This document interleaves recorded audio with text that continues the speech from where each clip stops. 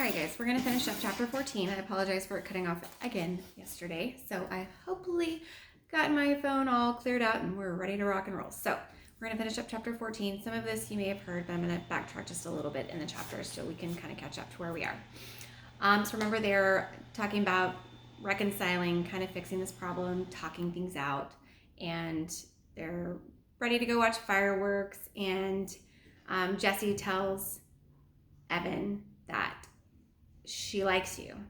Talking about Megan Moriarty. She likes you, said Jessie. Evan sat up surprised. Really?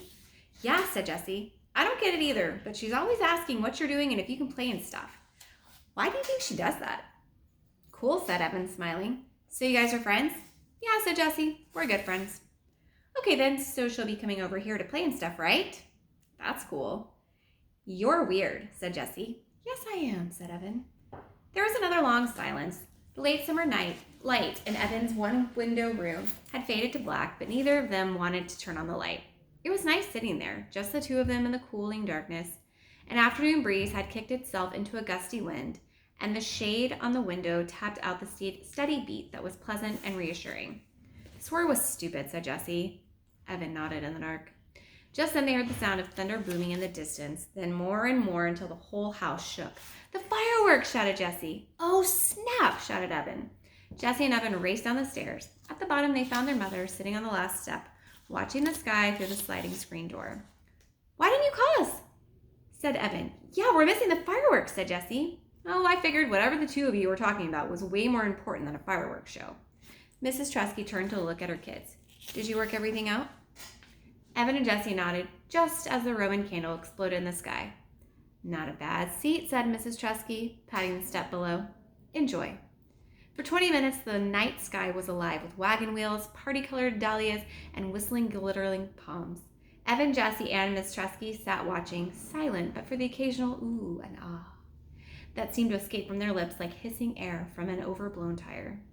When the last of the fireworks bloomed and then faded, Evan, Jessie, and Mrs. Tresky sat in the darkness, waiting. No one said anything for several minutes, and then Jessie whispered, It's over. Yes, it was over. Wait, said Evan. What was that? What? Said Jessie, straining her ears. Listen. In the distance, a boom and a rattle. More fireworks, said Evan, staring up at the dark sky. Where? I don't see him, said Jessie. All of a sudden, the sky split in two as lightning sliced the night. An explosion of thunder rolled through the house, rattling the windows and pictures on the walls. Rain poured from the sky as a gigantic faucet had been twisted on. Yow! Shouted Mrs. Tresky, leaping up from the step. Battle stations!